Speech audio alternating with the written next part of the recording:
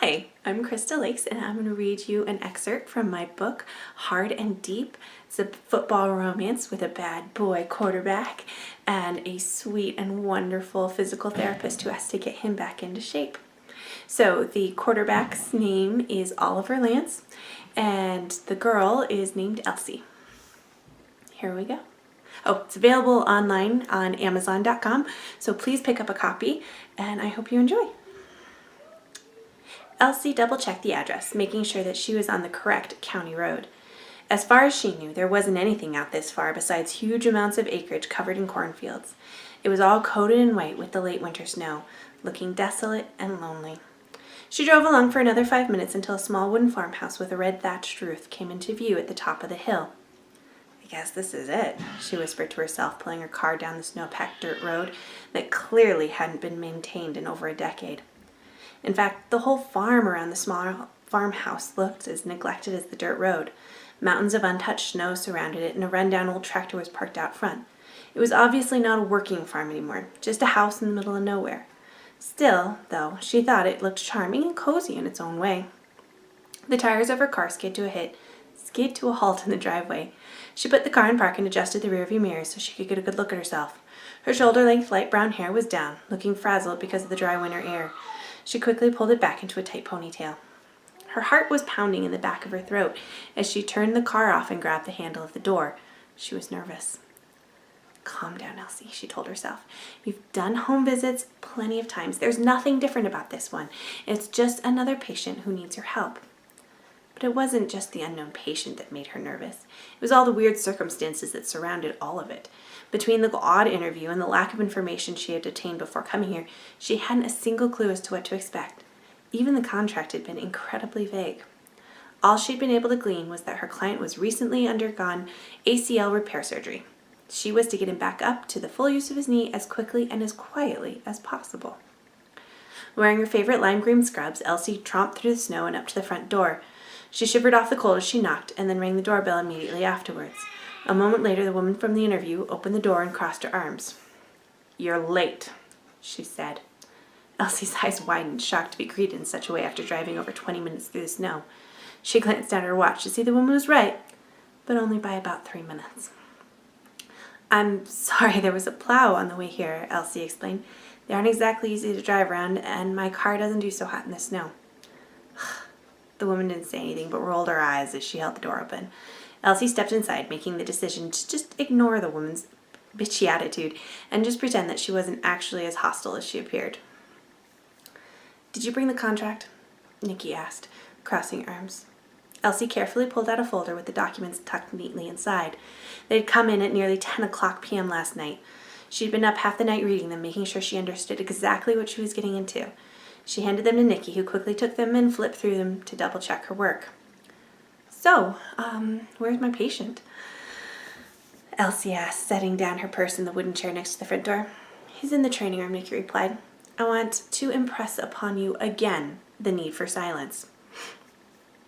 "I will not violate patient confidentiality," Elsie said for the millionth time. The woman gave her one last hostile look and led her through the house to the back room. Elsie gasped when she stepped inside, immediately noticing the state-of-the-art equipment that filled it wall to wall. "I'll go get your patient," Nikki said. "Please wait here." Elsie nodded, but she didn't look towards her. She was too hypnotized by all the equipment. "There has to be at least $1 million worth of medical equipment here," she thought. "This is like a physical trainer's candy store. What kind of athlete could afford all of this?" Her attention was swayed when she heard the familiar creak of crutches. She turned around to see her patient standing in the door with a crutch under each of his arms. "Whoa," she thought, trying to keep her jaw from hitting completely to the floor. During the interview the day before, Nikki had told Elsie that her patient was in good physical condition. That wasn't exactly an accurate description of the kind of shape he was in, though. The guy was in amazing physical condition. Definitely professional athlete territory. In fact, his ultramuscular chest and torso were obvious, even through his white shirt. But despite how strong his body looked, he looked exhausted, beaten up and tired. His blonde hair was messy and unkempt. His shoulders were slouched forward, and a fading purple bruise circled his right eye, making it look like he had left a boxing ring after losing a 10-round fight not too long ago. Elsie approached him, and he watched her, his blue eyes never looking away. "I'm Elizabeth," she said, holding out a hand. "Most of my friends call me Elsie, though. Either one will do. And you must be—" She paused for a moment, feeling a bit embarrassed for not knowing her patient's name. "I'm sorry, I actually don't know much about you. Your assistant hasn't been telling me anything at all." He looked a little surprised but smiled. "Call me Ollie." Ollie shifted his weight on the crutches so that he could shake her hand. "It's a pleasure to meet you." "You as well," Elsie said, glancing over his shoulder to see the woman from the interview walk out the front door without even saying goodbye. "Real nice lady, that one," she thought. "If you come over to the table, I'd like to test your range of motions." Elsie walked slowly towards the exam table in the center of the room, letting Ollie follow behind. "I'll also need to get some history from you. It's just basic stuff, but things that I need to know in order to treat you properly." Ollie hobbled over to the table, and Elsie took a step back to watch him. Just seeing the way he moved on his crutches gave her a head start into the evaluation of her new patient. He's got strong arms, clearly right-handed. Seems to compensate well using his left leg, though, she thought, making notes in her head. Ollie heaved himself up onto the edge of the table. Elsie took her clipboard and sat at the swivel chair just a few feet away. The seated position put her lower than Ollie and really brought into focus just how tall of a man he was. He was much larger than the average guy, and much more muscular, too. This is going to be a little bit different than treating my usual 80-year-old ladies with hip replacements. It'll be more like when I fix the young farmer, she thought, taking a glance at Ollie. And he'll probably be just as stubborn as they are. "So tell me, Ollie, how did the injury on your right leg happen?" Elsie asked, holding the clipboard in one hand and her pen in the other. "And also, do you have any other injuries, if any, that I'm not seeing here?" "I was in a car accident a couple of weeks ago," he said, pushing his blonde hair off his forehead. "I'm sorry to hear that," she said. "Car wrecks can be traumatizing in more ways than just physically." Ollie shrugged. "I'm just glad it wasn't worse. I walked away with just a black eye, cracked rib, torn ACL, and 14 stitches. But I'm just happy to have walked away at all, honestly." Elsie parted her lips. She was going to ask what caused the accident, then decided it wasn't fairly irrelevant. If he didn't want to share, then she wasn't going to pry. It wasn't her job. She wasn't getting paid to ask unnecessary questions, so she decided to keep her curiosity to herself.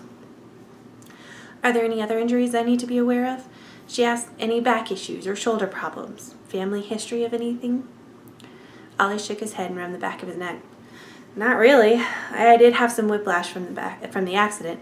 My neck was really sore for the first week, but it seems to have subsided for the most part. The doctors at the hospital weren't too worried about that, though. They said it was normal after an accident like mine. Besides that, I'm as healthy as a horse." Elsie scribbled on her clipboard, jotting down everything so that she could refer to it later if needed. She loved that she could actually get some information from this guy, unlike the gatekeeping Nicky. "And what do you do for your profession?" Ellie asked. "Really?" he asked, sounding surprised. Ollie raised an eyebrow and cocked his head to the side. "Yes, really," she said, tapping her pen against the clipboard. "I need to know so I can get you back to it." "You don't recognize me?" He seemed utterly shocked by the idea. "I'm sorry, I don't," she replied, shaking her head. "Should I?" Ollie leaned forward, bringing his elbows to his knees. He looked directly at her with crystal clear blue eyes, and she felt a tingling inside of her, which she tried to ignore. The man had presence. "You're being serious?" he asked. "You're not just messing with me?" "Look, Ollie, I'm not here to joke around," she said with a polite smile. "I'm not messing with you. I have no idea who you are." "I'm Oliver Lance," he said, as if his name was all the information she needed. Elsie shrugged. He blinked twice before adding, "I'm the starting quarterback for the San Francisco Bandits." Ellie raised her eyebrows, initially wondering if he was pulling her strings. The Bandits were her nephew's favorite professional football team. She didn't actually know any of the players on the team, so she couldn't be sure he was telling the truth, or if he was just trying to impress her. "I've heard the name," she said, twirling her pen in between her forefinger and thumb. "So you have heard of me?" he asked, a satisfied grin crossing his face. "No. I've heard of the team name, the Bandits," she said, "but only in passing. I'm not a huge football fan. Sorry." Ollie's smile shifted out of cocky and into amazed as he shook his head in disbelief. "It's not often I meet someone who doesn't recognize me." "Sorry to disappoint," Elsie replied with a smile and a shrug. "No, don't be." Ollie sat up straighter on the table. "It's kind of refreshing, actually. I'm just surprised is all." Ollie, being a professional football player, certainly explained some of the things, including his muscular physique and his ability to afford all the medical equipment that surrounded them. "Can I ask you something?" Elsie asked, setting her clipboard to the side. "Of course," Ollie said, looking completely at ease. "Why did the woman stress so hard that you being here was a total secret?" she asked. "She reminded me of it over and over, making sure I wouldn't tell a soul." "Because nobody can find out that the Bandits' quarterback has been injured," he said, his face losing the confident smirk. "The car accident stayed quiet, but if word gets out that I'm injured, it's bad news for my team. If news of this injury gets out, it changes the game. It changes how we play." "I do have to ask, does your coach know?" Ellie asked. Ollie nodded, his blue eyes watching her. "He knows everything.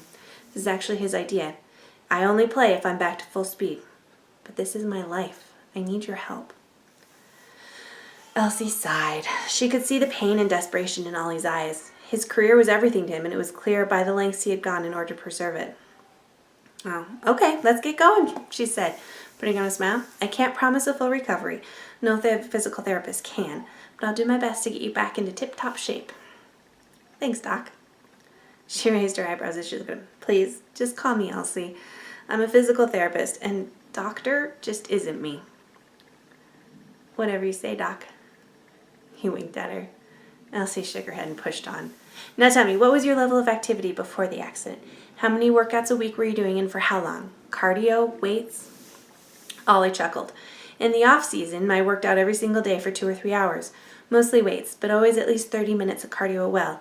During the season, I cut all that back since we have practices. I can't afford to be sore during games." Elsie continued scribbling on her paper as she listened. This was going to be a unique patient, no doubt. This wasn't just someone who wanted to get back to a normal life of walking around the park or the mall. This was a man who was a professional athlete and who was asking her to bring him back to that level of activity. She'd worked with similar athletes, but she knew this was going to be the biggest challenge she had faced in her career. It made her nervous, but also excited to be presented with such a unique opportunity. The fact that Ollie happened to be easy on the eyes was just a little added bonus to the situation. "Let's take a look at your knee," she said, standing up and approaching Ollie. "Sure thing, Doc," he said with a smirk. "I'm not that kind of doctor, Ollie." His smile faded. "Are you going to be able to fix me?" he asked as Elsie removed the brace around his knee. "Like I said, I'm going to do everything I can," she replied, setting the brace behind him on the examining table. "I'm confident, though. ACL tears are not the end of the world, and many athletes go back to returning to their normal level of activity." As Elsie examined Ollie's knee, she could feel his eyes on her. It was like he was absorbing every one of her movements. It made her feel on the spot and admittedly a little self-conscious, but she did her best to ignore it and continue investigating his injury. After unwrapping the bandages, she checked the incisions first. They seemed to be healing very well considering the short amount of time since surgery. He definitely had a good surgeon, which was going to make her life a lot easier. "I'm going to move your leg around a bit," she said, placing one hand on either side of his ankle. "Let me know what hurts and what doesn't." She lifted up his leg and watched his face, stopping her movement as soon as he winced in pain. His range of motion was about 75 degrees, which she was expecting after an injury like this. "Your surgeon seems to have done an excellent job," Elsie said, slowly bringing Ollie's leg back down to a resting position. "It looks like you're healing up nicely." "I was told he was the best." Ollie looked relieved now that Elsie wasn't pushing on his leg anymore. "Certainly looks that way," she said, wrapping some gauze loosely over his incisions. "I'm going to massage your knee a little bit. It just helps keep the blood flowing so you heal better. Let me know if it hurts and I'll stop." "Massage away, Doc," Ollie said. Elsie gave him the side eye for the Doc comment, which Ollie responded to with a grin. Without saying anything, she began working on his knee. With her hands busy, she let her brain start coming up with a plan. She'd worked with another pro football player with a similar injury before taking over her uncle's clinic, so she had a pretty good idea of where to go next. "So here's the game plan," Elsie said, watching Ollie's face to gauge his enthusiasm. "This week and next week will be pretty simple. We're going to work on getting your full range of motion back and begin the process of getting strength back into your leg. Once I feel like you're strong enough for it, we can get you out of the brace. You're probably still going to want to take your pain meds, but if you're able to, it would be a good time to begin weaning yourself off of them." "I'm ready to take this thing head on," he said, with beaming confidence. "Whatever it takes to get back in the game." "He's not as ready as he thinks he is." "Nobody is," she thought. She smiled at him, but at least he's got the right attitude. So again, this is an excerpt from Hard and Deep by me, Krista Lakes. Please check it out on Amazon.com. It's in Kindle format, and I hope that you really enjoyed it. I loved writing about Ollie and Ellie. They were so much fun, and if you like football, you can't go wrong. And if you don't like football, it's more romance. So please pick it up and have a fantastic afternoon. Thank you.